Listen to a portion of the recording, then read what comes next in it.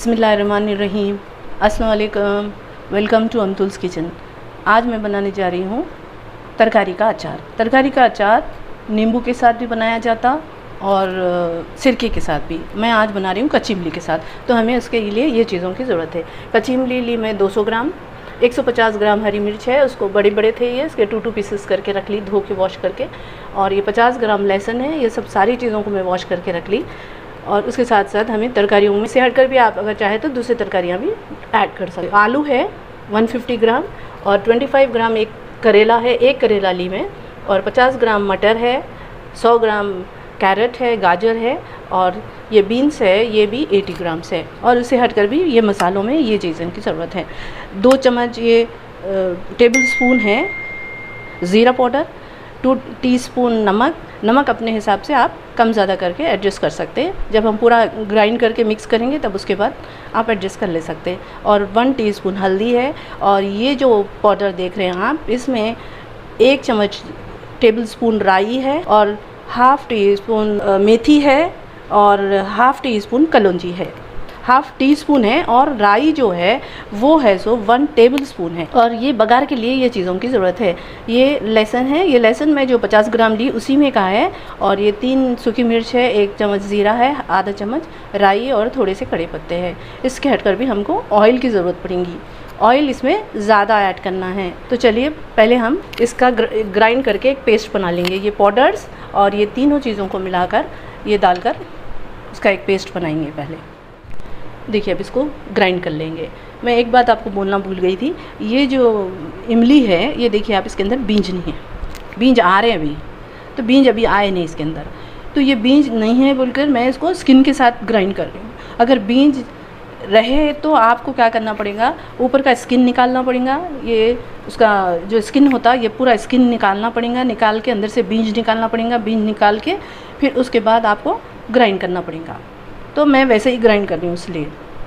तो चलिए थोड़ा थोड़ा करके ये पाउडर्स, ये जो पाउडर्स है, ये पाउडर्स जो मैं आपको दिखाई, और ये सारी चीज़ें मिला के थोड़ा थोड़ा करके मैं ग्राइंड करके पेस्ट करके बताती हूँ आपको। देखिए ऐसा थोड़ा डाल के, थोड़ा ये डालेंगे, इसको थोड़ा पीसेस कर लिए तो आपको ईजी हो जाता। ऐसा पीसेस करके डालेंगे। और थोड़े से मिर्ची डालेंगे,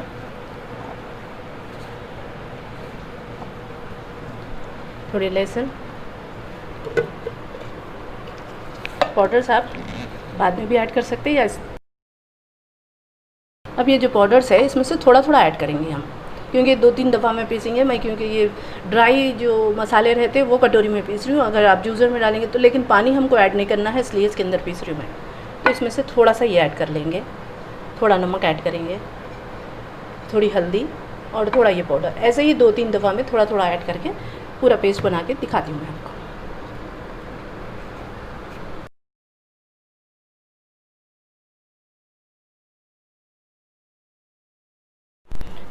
देखिए कच्ची इमली और जो मसाले वगैरह सब बताई थी मैं आपको, उसके साथ ये ग्राइंड कर ली मैं इसको। आपको दिख रहा होगा ऐसे, देखिए इतना बारीक हो गया ये।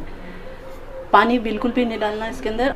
देखिए इसमें ऐसे नस निकलते। जब पीसते वक्त मैं जब टुकड़े कर रही थी तो इसको क्या करी मैं, पीसेस जैसे करते गई तो ऐसे नस आते गए तो मैं निकालती गई। तो आप लोग भी पीसने से पहले जब हम डालते रहते तो ऐसे निकल जाते हैं। थोड़े थोड़े एक आध रहे क्या, मगर सारे निकल जाते इसमें। तो अब हम तरकारी फ्राई कर लेंगे। मैं ऑयल रख दी, इसके अंदर 300 ml ऑयल डाली देखिए कढ़ाई में।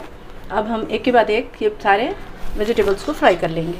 इसको हम 80% फ्राई करेंगे, पूरा 100% फ्राई नहीं करेंगे इसको।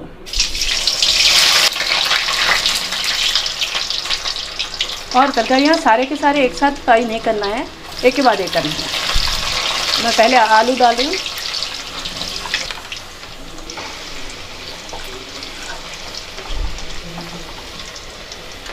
इसको तेल पहले अच्छा गर्म होने देंगे, उसके बाद मीडियम पे इसको फ्राई कर लेंगे।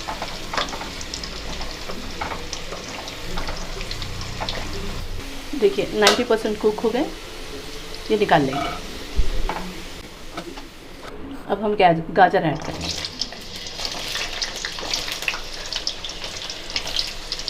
इसी तरह से 1 by 1 सारे के सारे जितने भी हम लिए हैं वेजिटेबल्स सबको तलकर निकाल लेंगे। और सब 90% कुक रहना है।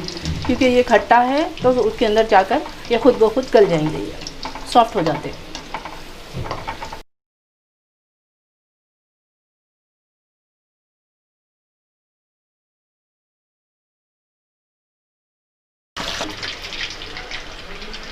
देखिए मटर डाले वक्त थोड़ा सा केयरफुल रहना, ये फटते मटर तेल में, तो इसको हम थोड़ा सा ऐसे कवर करके करना है। देखिए तो इसलिए इसको थोड़ी देर कवर करके रखें तो मिक्स करेंगे तो हो जाएगा ये।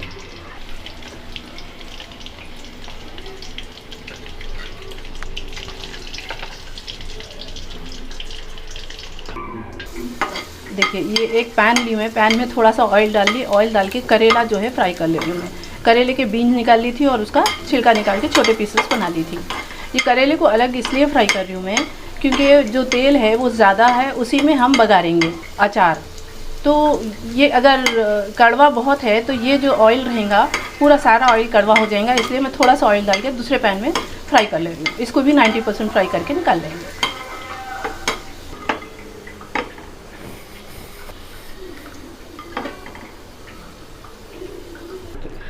देखिए वेजिटेबल्स पूरे फ्राई हो गए। थोड़ा सा हम सॉल्ट है, नमक का यूज़ करके इस पर बुरबुरा के ऐसा स्प्रिंकल करके रखेंगे। और जो कढ़ाई में तेल था 300 ml था, वही तेल में मैं बघार रही हूँ। तेल ऑयल क्योंकि पहले से गर्म है, उसमें लहसुन डालेंगे और राई ज़ीरा डाल देंगे।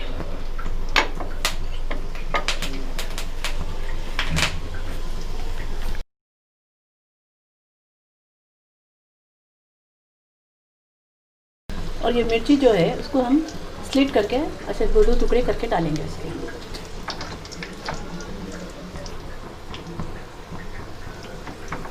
और ये जो करी पत्ता था वो भी ऐड कर देंगे। इसकी अच्छी सी खुशबू आने तक इसको मिक्स कर लेंगे।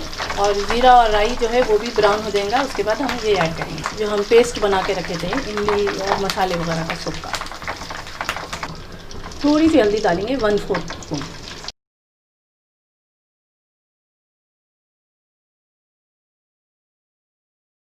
अब जो ये पेस्ट रखे थे वो डाल देंगे।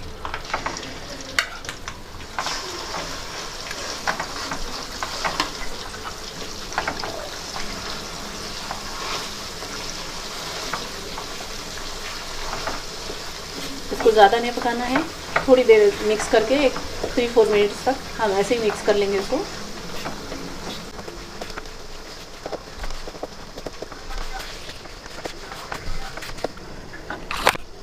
ये वेजिटेबल्स जो रखे थे वो ऐड कर देंगे।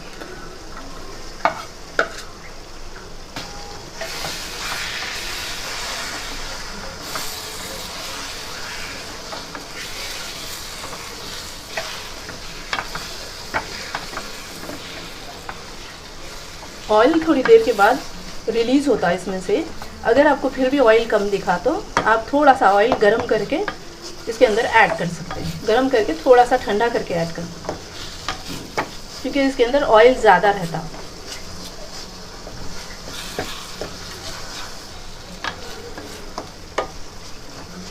आप एक 3-4 दिन के बाद अगर इसको खाएंगे तो इसका बहुत अच्छा टेस्ट आएगा, क्योंकि ये जो जितने भी हम वेजिटेबल्स इसमें ऐड करें उसके अंदर इसका जूस आ जाएगा, ये इमली का, और खटास आ जाएगी। फिर वेजिटेबल भी पूरे हम 90% गलाए थे उसको, तो पूरे गल जाएंगे। तो जब आपको बहुत अच्छा टेस्ट आएगा। वैसे आप अभी भी इसको इस्तेमाल कर सकते हैं।